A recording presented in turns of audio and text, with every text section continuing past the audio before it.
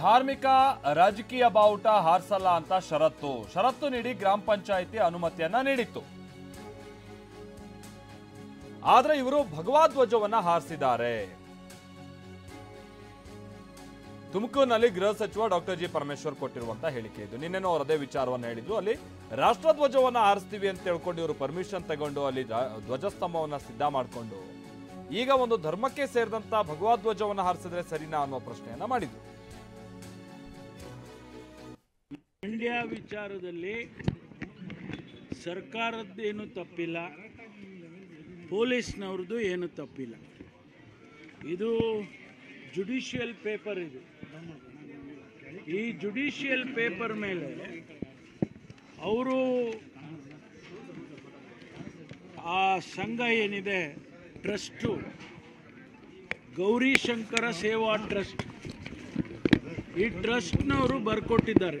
ಏನಂತ ಬರ್ಕೊಟ್ಟಿದ್ದಾರೆ ಅಂದರೆ, ಕೆರೆಗೋಡು ಗ್ರಾಮದ ರಂಗದಲ್ಲಿ ಧ್ವಜಸ್ತಂಭ ನಿರ್ಮಿಸಲು ನಾವುಗಳು ಅನುಮತಿ ಕೋರಿದ್ದು ಸರಿಯಷ್ಟೇ. ಸದರಿ ಧ್ವಜಸ್ತಂಭ ನಿರ್ಮಾಣಕ್ಕೆ ಸಂಬಂಧಿಸಿದಂತೆ ನಿಮ್ಮ ನಿಬಂಧನೆಗಳಿಗೆ ಒಪ್ಪಿಕೊಂಡಿದ್ದು, ಯಾವುದೇ ಲೋಪದೋಷ ಅಹಿತಕರ ಘಟನೆ ಸಂಭವಿಸಿದಂತೆ ಹಾಗೂ ಯಾವುದೇ ರೀತಿ ಲೋಪದೋಷವಾದಲ್ಲಿ ನಾವು ಜವಾಬ್ದಾರಿಯಾಗಿರುತ್ತೇವೆ ಎಂದು ಈ ಮೂಲಕ ಒಪ್ಪಿ ಸಹಿ ಮಾಡಿರುತ್ತೇವೆ. ಈ ಧ್ವಜಸ್ತಂಭದಲ್ಲಿ ರಾಷ್ಟ್ರಧ್ವಜ ಮತ್ತು ಕನ್ನಡ ಧ್ವಜವನ್ನು ಬಿಟ್ಟು ಬೇರೆ ಯಾವುದೇ ರಾಜಕೀಯ ಅಥವಾ ಧರ್ಮದ ಬಾವುಟವನ್ನು ಹಾರಿಸುವುದಿಲ್ಲ. ವಂದನೆಗಳೊಂದಿಗೆ ಆ ಟ್ರಸ್ಟಿನ ಸದಸ್ಯರು ರುಜುವು ಮಾಡಿ ಕೊಟ್ಟಿದ್ದಾರೆ. ಇದನ್ನು ಕೊಟ್ಟು ಈ ರೀತಿ ಜ್ಞಾಪನ ಪತ್ರ ಬರ್ಕೊಟ್ಟು ಅವರು ಹೋಗಿ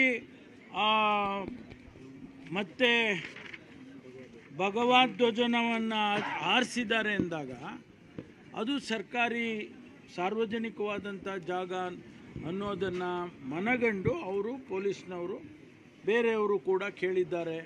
ನಮಗೂ ನಮ್ಮ ಬಾವುಟ ಹಾರಿಸ್ತೀವಿ ಕೊಡಿ ಅಂತ, ಪರ್ಮಿಷನ್ ಕೊಡಿ ಅಂತ ಕೇಳಿದ್ದಾರೆ ಅಂತೇಳಿ ಇದು ಗೊಂದಲ ಆಗುತ್ತೆ ಊರಲ್ಲಿ, ಬೇಡ ಅಂಥೇಳಿ ಅವರು ಅದನ್ನು ತೆಗೆದಿದ್ದಾರೆ. ತೆಗೆದು ಏನು ಮಾಡಿದ್ದಾರೆ, ರಾಷ್ಟ್ರಧ್ವಜ ಹಾರಿಸಿದ್ದಾರೆ. ಅವರೇನಾದರೂ ತಪ್ಪು ಬೇರೆ ಇನ್ನೊಂದೇನಾದರೂ ಈ ಧರ್ಮದ ತೆಗೆದು ಇನ್ನೊಂದು ಧರ್ಮದ ಹಾರಿಸಿದರೆ ನಾನು ಒಪ್ಕೊಳ್ತೀನಿ. ಆದರೆ ರಾಷ್ಟ್ರಧ್ವಜ ಹಾರಿಸಿದ್ದಾರೆ.